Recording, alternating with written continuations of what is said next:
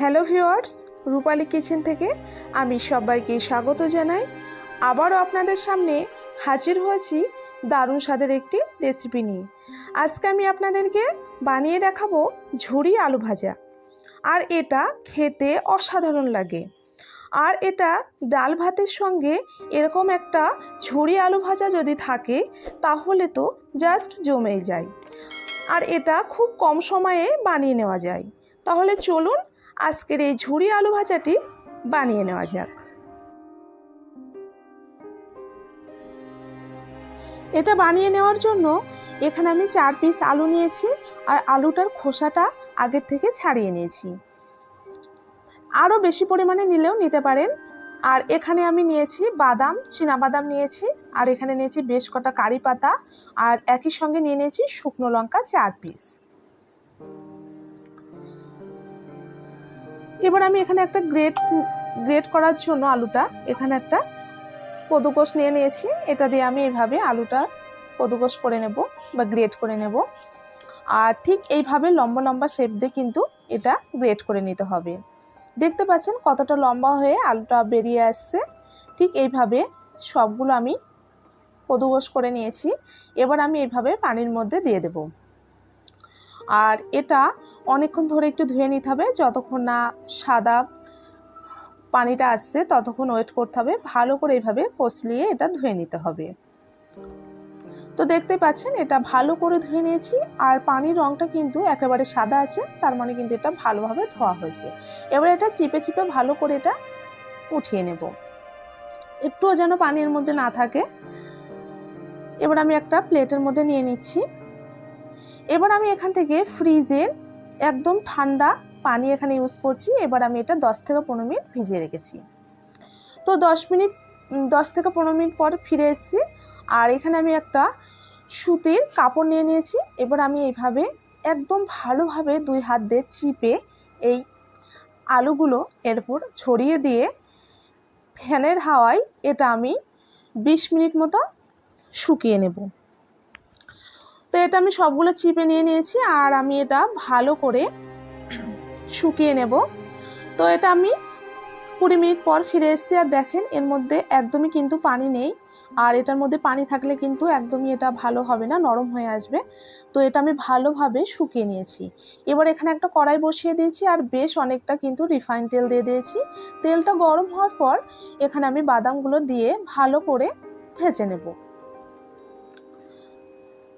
বেশি করে ভাজলে হবে না, হালকা ব্রাউন কালার করে বাদামগুলো ভেজে নেব। আর একই সঙ্গে কারি পাতাটাও দিয়ে দিলাম।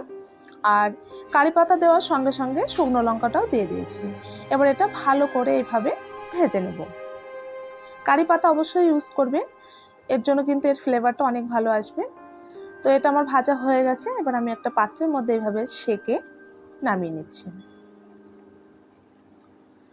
একই তেলে এবার আমি আলুগুলো ফ্রাই করে নেব। আর বেশি পরিমাণে একই সঙ্গে দেবেন না, অল্প অল্প আলু দিয়ে ভালো করে নাড়িয়ে চাড়িয়ে এটা ভেজে নিতে হবে। আর হ্যাঁ, তেলটা কিন্তু ভালোভাবে গরম করে নেবেন, লো ফ্লেমে গরম করলে হবে না। তো এইভাবে নাড়িয়ে চাড়িয়ে ভেজে নিতে হবে।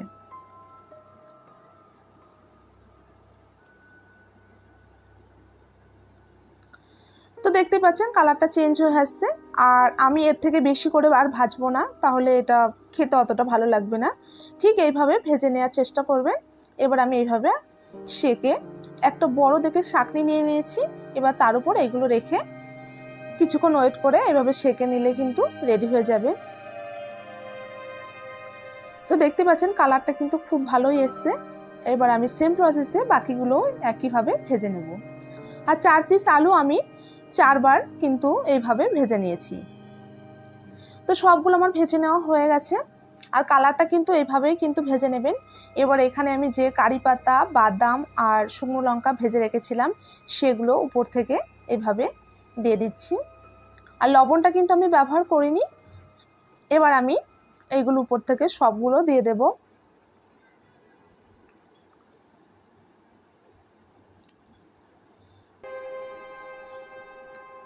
এবার উপর থেকে বিট লবণ একটু দিয়ে দিলে কিন্তু এটা পুরোপুরি রেডি হয়ে যাবে।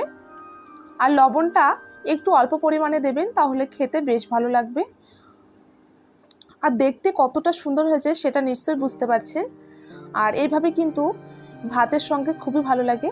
ভেজ ডাল আর ভাত যদি থাকে আর এরকম যদি ঝুরি আলু ভাজা থাকে, তাহলে তো কোনো আর কথাই হবে না।